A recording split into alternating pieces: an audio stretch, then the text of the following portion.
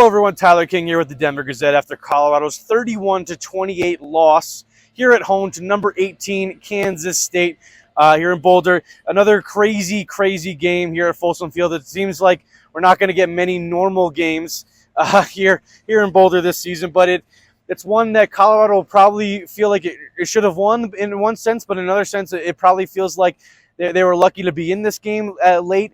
For a couple different reasons. I mean, they were kind of dominated at the line of scrimmage for much of this game. Shedeur Sanders was on a ton of pressure much of the night. Obviously, injuries continued to pile up throughout the night. It was an unprecedented amount of wide receiver injuries for Colorado. Travis Hunter, Jimmy Horn go down in the first half. Then Omarion Miller, who's having a great game, leaves in the second half. Same for Terrell Timmons. So a lot of regrouping to do for Colorado after this game, but it still feels like one that and definitely after the fact, Deion Sanders and some of the players said that they want this one back. Obviously, the 3-point spread it was a close game for a reason. Colorado gets a huge swing late in the game with Colton Hood's interception on a Kansas State fourth down. Nearly returns it for a touchdown. Looked like he got tripped up by maybe one of his own players as he was it looked like he had a sure pick six there. But regardless, Colorado scores 2 plays later to take the lead. Their first at that point since the first quarter when they led 7-0. So, but then Kansas State responds, and the Colorado defense, which has been getting stops at timely moments the last couple weeks, couldn't get one in the final couple of minutes here. Kansas State needs less than a minute to score, just 3 plays, all explosive passing plays. The final one was a 50-yard touchdown pass. Avery Johnson only had 140 yards passing until that final drive, but then he has 84 on 3 plays. So, I mean, that's kind of been the story for the CU defense this season. When they have struggled, it has been explosive plays.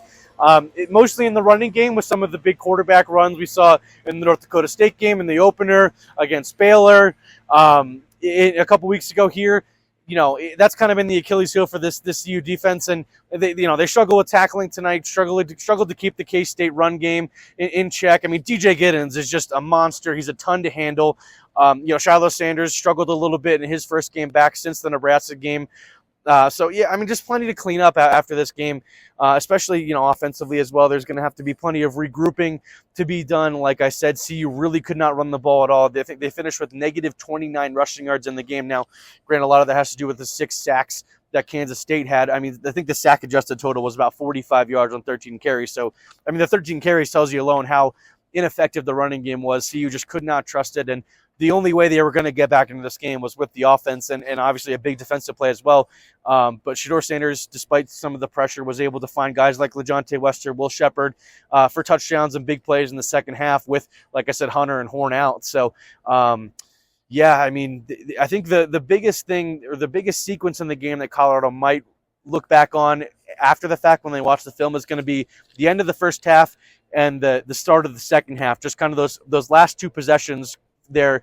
There's two possessions there for Kansas State where it's a 7-7 ball game for much of the second quarter, much of the first half, and then K-State punches one in with former Buff Dylan Edwards, ironically, late in the second half, and then obviously K-State gets the ball to start the second half and goes on a 16-play, 81-yard touchdown drive that took almost 8 minutes off the clock. And K-State dominated this time of possession, 35 minutes to Colorado's 25.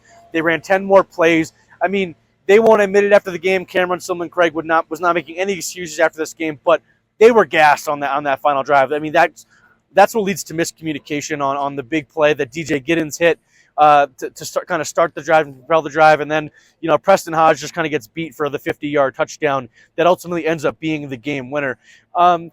Maybe just a little bit of a missed opportunity here for the Buffs. They made a huge statement 2 weeks ago in Orlando. They were 2 touchdown underdogs in that game and blew out UCF. I mean, just such an impressive and dominant performance on both sides of the ball. Tonight, it was a close game despite K-State looking like the better team for much of it.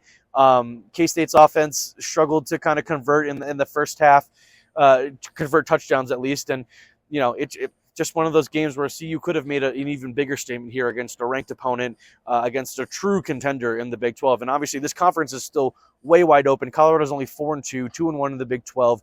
They've got everything they want still in front of them this season, starting next week in Tucson against Arizona, a team that's kind of been up and down. I mean, that's kind of the story of just about every team in this conference so far, except maybe BYU and Iowa State. Those 2 teams have been really good in the Big 12. But Utah has dropped 2 straight games now.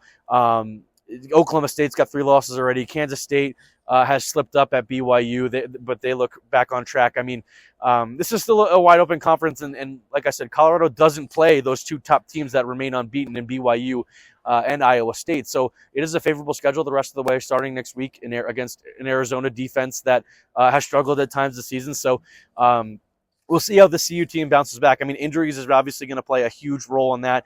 Coach Prime, obviously, no updates after the game for any of the injured receivers, especially Travis Hunter, Jimmy Horn, who left in the first half. Both those guys were on the sideline in the second half. Travis was in uniform, didn't have his helmet, though.